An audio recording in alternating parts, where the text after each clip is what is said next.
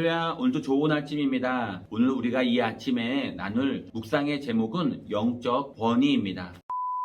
구원받은 성도들에게는 영적인 권위가 있습니다. 신앙생활이란 곧 마귀와의 영적 전쟁입니다. 그러나 두려워할 필요 없습니다. 예수님은 이미 십자가에서 또 죽으시고 부활하심으로 마귀의 모든 권세를 꺾으셨습니다. 그리고 믿는 자들에게는 이길 수 있는 권세를 주셨습니다. 우리는 이 권세로 승리하는 삶을 살 수 있습니다. 첫 번째로 마귀는 어떤 존재입니까? 마귀는 이 세상의 신이라고 불립니다. 마귀는 참소하는 자, 사탄은 대적자 라는 의미입니다. 마귀의 또 다른 이름은 바알세불, 이 세상의 신, 공중의 권세 잡은 자, 용, 옛뱀 등으로 불립니다. 그리고 그를 따르는 사자들을 귀신이라고 부릅니다. 마귀는 하나이지만 귀신의 수는 수없이 많습니다. 마귀는 교만하여 타락한 천사장입니다. 너는 기름 부음을 받고 자기를 지키는 그룹이며 내가 너를 세우며 내가 하나님의 성산에 있어서 불타는 돌들 사이에 왕래하였도다. 내가 지음을 받던 날로부터 내 모든 길에 완전하더니 마침내 내게서 불의가 드러났도다. 마귀는 원래 천사들의 우두머리 천사장이었습니다. 하나님이 아름답고 능력이 뛰어나게 만든 피조물입니다. 그러나 그는 하나님처럼 되려는 교만한 마음으로 반역을 일으켰고 하나님 앞에서 쫓겨났습니다. 마귀는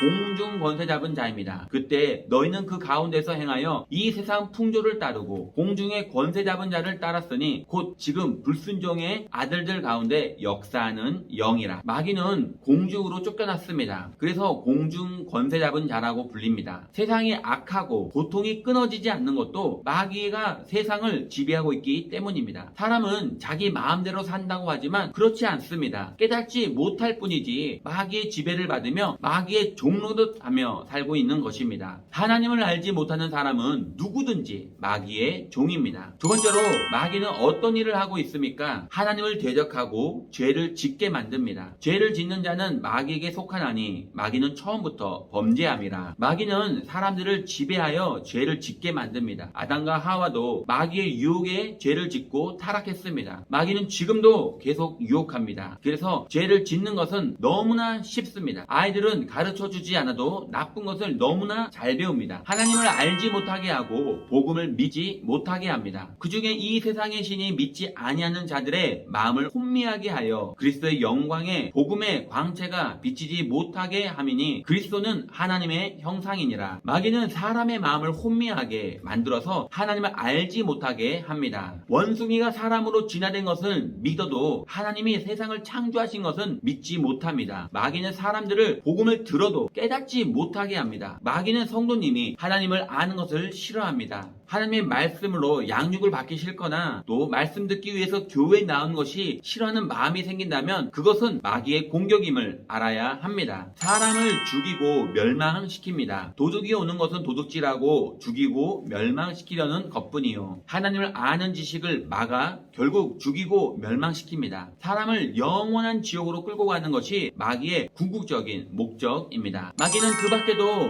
첫째, 사람들을 미혹하여 우상에 빠지게 합니다. 마귀는 미혹하는 영입니다. 점치고 굿하고 그 모든 일 뒤에는 마귀의 역사가 있습니다. 그리고 이단에 빠지는 것도 마귀의 역사입니다. 둘째, 사람들을 절망하게 하고 낙심하게 만듭니다. 마귀는 우리가 하나님을 바라보지 못하게 만들고 자신의 연약함과 무능함, 상처 같은 것에 집중하게 만듭니다. 그래서 작은 시련과 실패도 낙심하고 절망하게 만듭니다. 살아갈 의욕을 잃게 만들고 심지어 자살하고픈 마음이 들도록 합니다. 그래서 우울증도 마귀의 공격입니다. 셋째로 공동체를 분열시킵니다. 마귀는 분열의 영입니다. 사람의 마음에 비판, 시기, 질투, 정죄하는 마음을 심습니다. 그래서 가정, 교회, 직장 그 모든 곳에서 갈등하며 싸우게 합니다. 넷째, 육체의 질병을 일으키기도 합니다. 예수님은 병을 고칠 때 귀신을 내어 쫓는 경우가 종종 많았습니다. 모든 질병이 마귀로부터 오는 것은 아닙니다. 마귀가 주는 정신적인 질병이 많습니다. 마귀는 이와 같이 많은 일들을 하지만 하지만 믿는 사람은 두려워할 필요가 없습니다. 세 번째로